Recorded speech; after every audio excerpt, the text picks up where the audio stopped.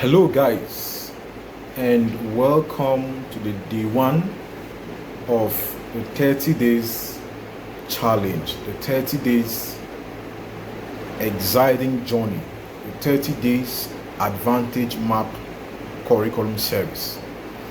Today being the day one, I want to welcome you specially to this very great platform and also congratulate you for the journey you've decided to take. A lot of people come across opportunities, but they don't take advantage of it. One thing that sets you out from the crowd, out from the multitude, is your intentionality and the deliberate effort you make towards taking advantage of every opportunity that's been presented to you. Today being the day one, I'll be talking to us, I'll be sharing to us the lies about passion. The lies about passion. All right. Now, what is passion? All right. So, literally by definition, passion is a deep emotional drive or an enthusiasm about a particular thing. So, when you hear someone say, "I am passionate about public speaking," "I am passionate about helping people grow," mentorship, "I'm passionate about catering," "I'm passionate about music," "I'm passionate about graphic design," "I'm passionate about anything at all you want to choose," right? That means each time the person sees an opportunity to do such a thing or to be involved in such a thing, the person is overly excited. There's something within him or her that comes up alive, right? So by the time you begin to see that enthusiasm, you begin to see that strong interest towards something. And once that interest comes, there is an emotional and energy surge that comes in with an excitement and a fulfillment. That is what passion is all about. And now we're talking about you as a young person. We're talking about you as a young professional. We're talking about you as a career person. We're talking about you as a student. Charting a particular course of life. And passion is one thing that you must have to really deal with. Now let me start by saying that passion in itself is not bad, but people who are always passionate about things without a clear and definite strategy of how they intend to scale in that particular walk of life end up being frustrated, end up being poor, or end up being tired or exhausted along the line. Now you can see someone says passion pays. Passion pays. Of course, passion pays, but what makes the difference is the strategy towards which you apply that passion. Because if you follow passion blindly, passion is not going to pay you. If you follow passion without a strategy, you're going to get frustrated. All right? And that's why this very moment, I want to share with us what you need to do about your passion and how you can further, align yourself to ensure that anything you're passionate about is not just about the energy, it's not just about the drive, it's not just because you're interested in it, right? Number one thing you must do as a person is to know what you are passionate about. And now, once you've discovered that thing that you're passionate about, you need to ask yourself, this thing that I'm passionate about, is it solving human problem? Is it solving human problem? Because the kind of mistakes or the kind of advantage that you have coming from, a rich background, a wealthy home, it's not the same advantage people who are not from wealthy homes have. Let me give you an example.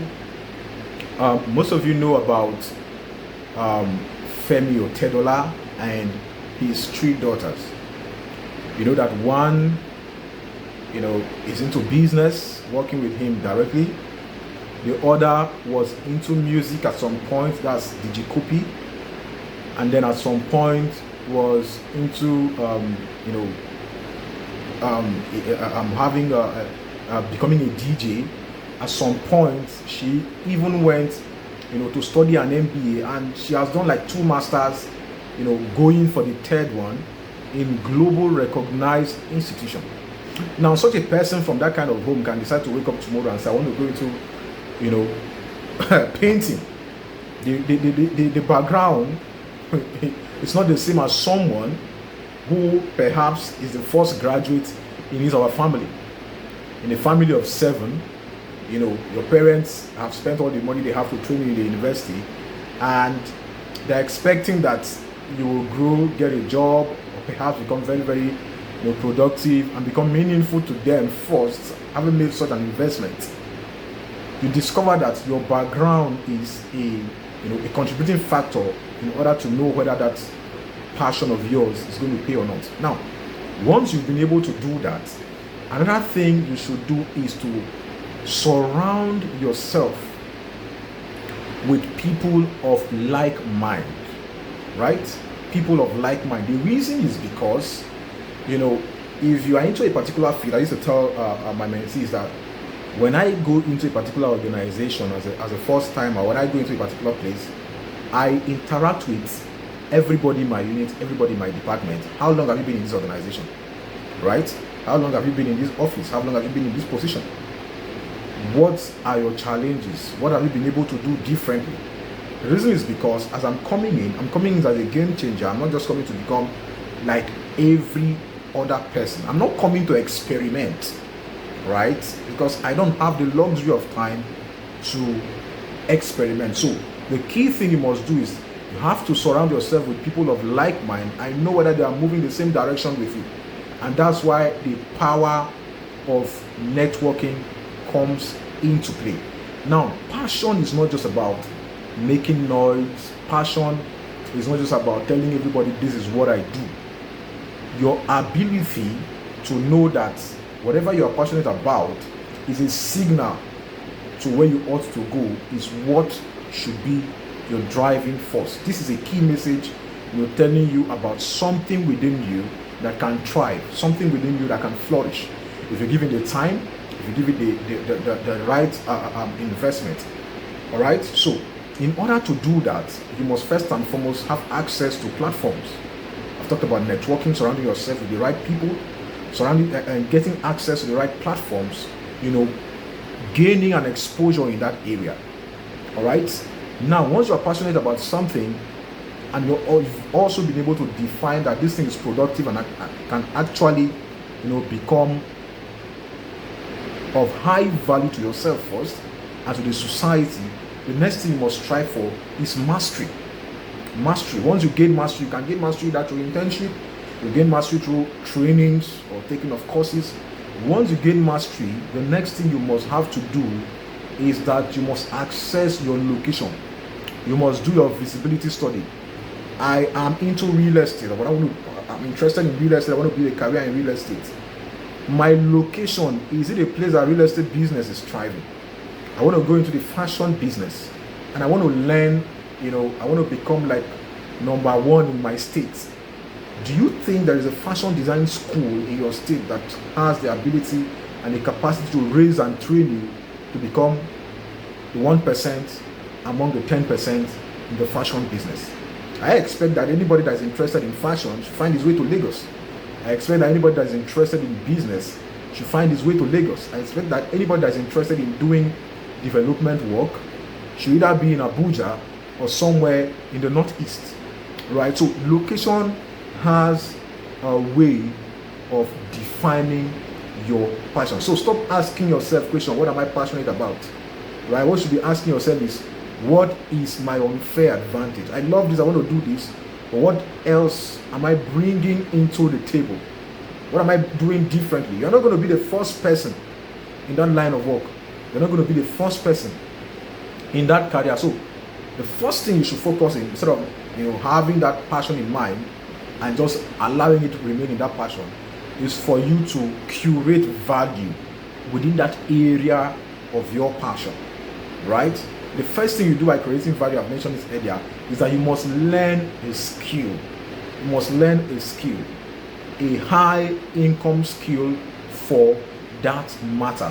Now, one thing I've discovered as a young person also growing in my career as a development practitioner is that it is easy for people to begin to do what they are passionate about when they found relevance in a particular, area of productivity. What I mean is that if you have a business idea, for example, and you don't have the income, you don't have the grants, the financial capacity or the startup capital to engage in that kind of business, you should be able to access money somewhere. So if I were in your shoe, the first thing I would do, instead of getting a loan, is that I will involve myself in, having a job first, a full-time job, right?